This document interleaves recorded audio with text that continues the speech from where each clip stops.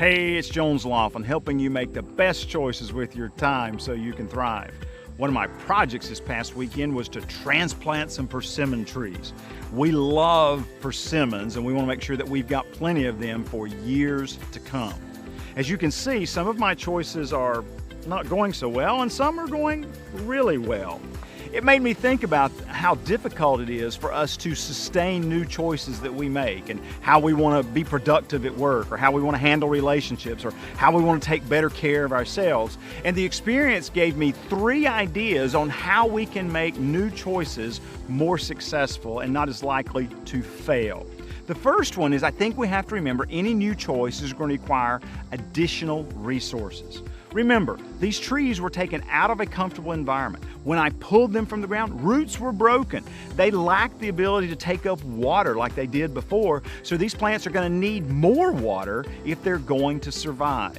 What are the resources that you need to make this new choice successful? Maybe it's using technology in a different way. Maybe it's structuring your day differently, but stop and think about what are the resources you need. Secondly, as you think about making new choices, it's important to remember you need a supportive environment. It would be ridiculous for me to take this tree and go stick it out in the bright sun because it's not acclimatized to its new environment yet. In the same way, I think it's important to ask yourself, what's a supportive environment I can create to make this new choice successful?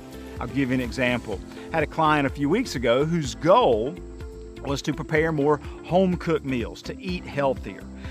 When I talked to them the week after that to see how it was going, they had failed miserably. Why? It was their busiest time at work during the year. It was too stressful for them to even think about preparing meals at home.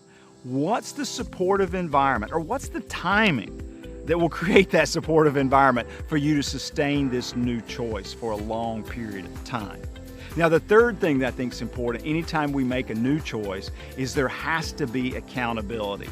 Now, let's face it, this plant may not make it. It's because it's struggling to take up water. And how's it going to get water, especially if it's in an environment that I've created? It's up to me to be accountable to it to make sure that it's getting plenty of water and it has a chance to survive. As you're making new choices this week, ask yourself, what's the accountability I can put into place?